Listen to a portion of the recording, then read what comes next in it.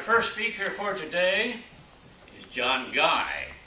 John is a veteran human who has been a member of Torrance Chamber of Commerce Toastmasters for almost 15 years.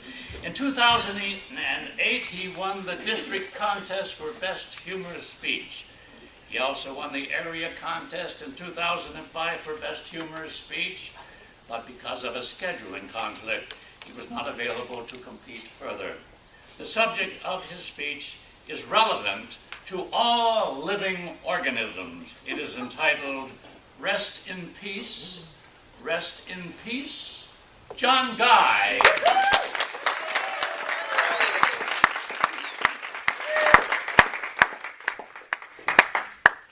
Thank you, Don. Good afternoon, fellow Toastmasters and honored guests. While many of you have been enjoying your summer vacations, I've been planning my funeral. I read about Lady Astor's funeral a while ago in New York. She spent 10 years planning it. It was planned better than the invasion of Normandy. It looked like the coronation of Queen Elizabeth. It was magnificent. I'll bet that at her funeral she beamed with pride.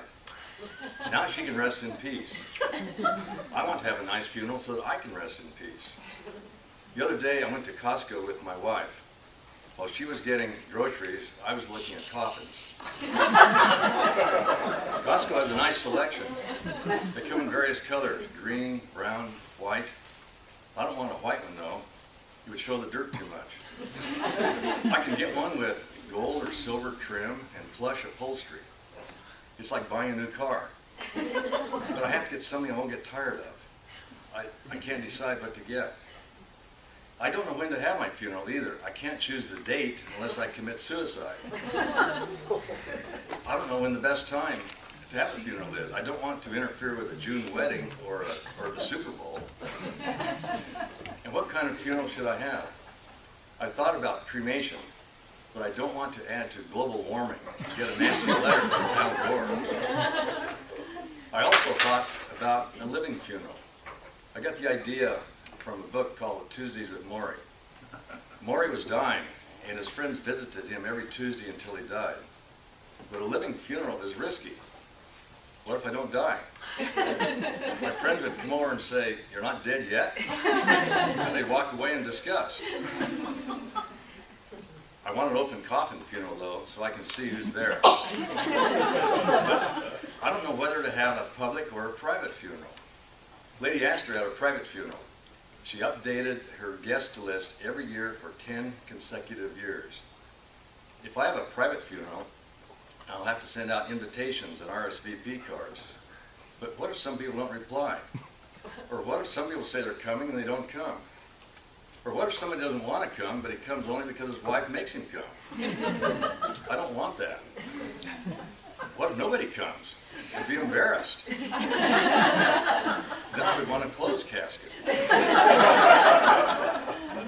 My friend Mike had a nice funeral in Boise a few years ago. Musicians played Amazing Grace in the church on bagpipes. Then we drove to the cemetery from there and buried Mike. From there we went to his restaurant that he owned and we had a party. It was great. Open bar, lots of food. It was a lot of fun. The only problem is that Mike missed his party. We left him at the cemetery. I don't want to miss my party. I want to have fun. Isn't that what life is all about? But what kind of food should I choose? A choice of beef or chicken? And what about vegetarians? Do I have to worry about trans fats? I don't know what kind of party to have. And after the party, I have to be buried somewhere.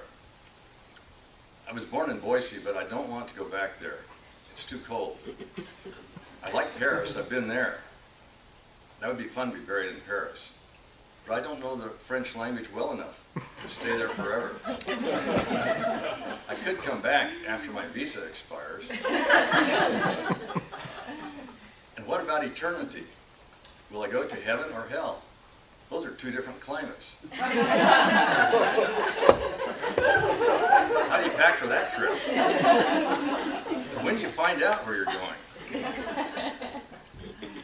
What if there's life after death? Will I have to get another job? Can I get health insurance? What about reincarnation? I don't want to come back as Paris Hilton's goldfish. It's just too complicated. It's like getting married. I suppose what I'll do is take Jimmy Buffett's advice in one of his songs where he said, "I'd rather die while I'm living than live while I'm dead." I think that's what I'll do. I will focus on living in peace and not worry about resting in peace. Mr. Toastmaster.